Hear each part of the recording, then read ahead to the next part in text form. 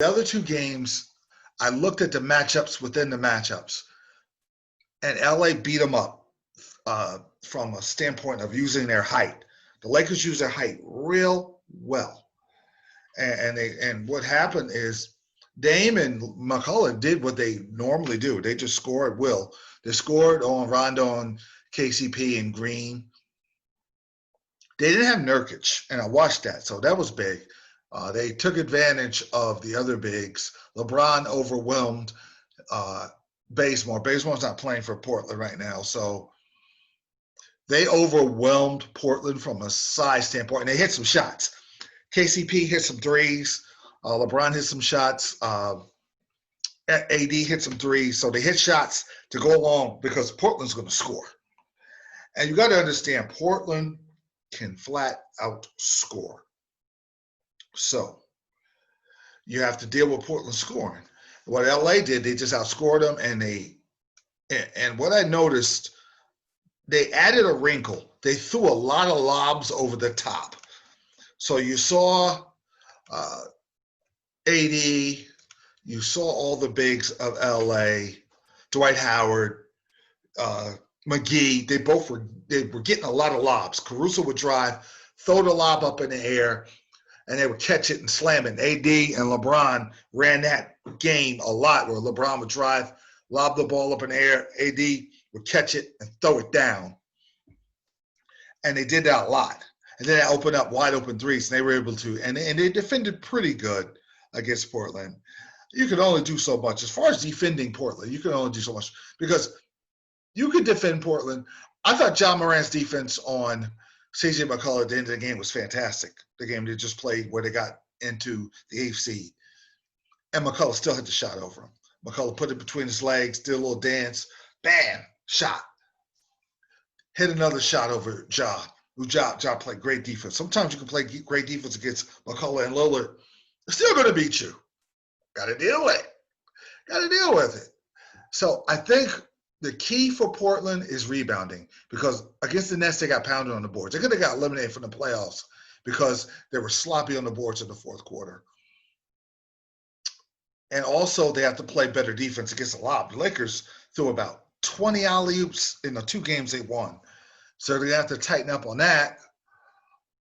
And they're going to have to play a little better defense. They played pretty good defense against Memphis. So they're capable of playing some defense. The biggest problem for them is size of LeBron. LeBron's going to use size. Carmelo's going to take the challenge of guarding LeBron. So you're going to have LeBron and AD doing what they do. McCullough and Dame doing what they do. The key is Kyle Kuzma and Carmelo Anthony. Who's that third guy that hits those big shots? Because AD is going to make his moves inside, and everybody's got him for not being aggressive. I think he's going to be very aggressive this series. And this is the playoffs. He's got a lot to prove. LeBron's going to be LeBron. He's going to go downhill. He hits that elbow three on both sides. That's kind of his game. He'll hit the occasional turnaround jump shot, but what he likes to do is catch the ball in the elbow. And you can see he holds the ball in his hands. He likes to look to see who's open. Then they'll run screen action for Caruso, or they'll set something up for Davis to score inside, or Kuzma. And that's kind of how their offense is. So at the end of the games, because a lot of this is going to be fourth quarter execution. It's going to come down to AD and LeBron making plays, and McCullough and Lillard making plays. Can't foul Lillard.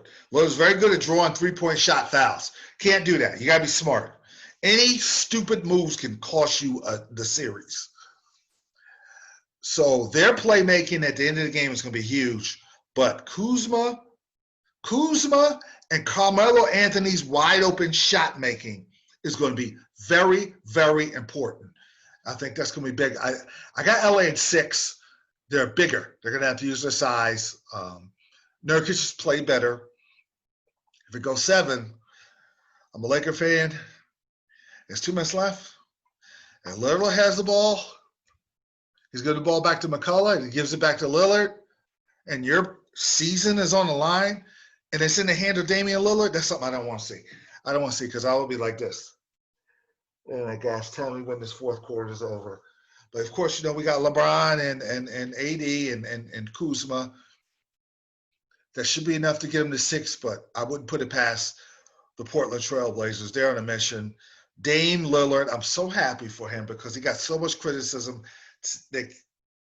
Some of the pundits throw the Golden State series where him and McCullough didn't play well in that series, and they throw it in his face, and he's fueled by that. That's why you saw the 61 points against Dallas, and he looked and said, "Put some respect on my name."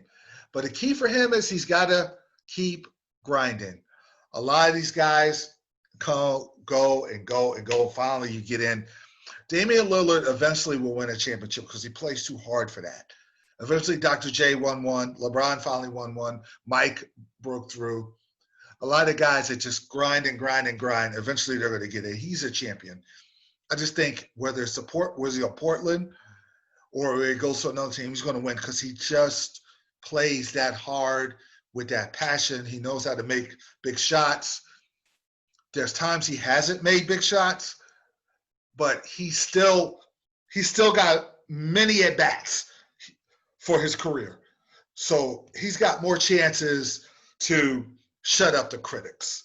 He's got more chances to show how great he is. He's already a Hall of Famer.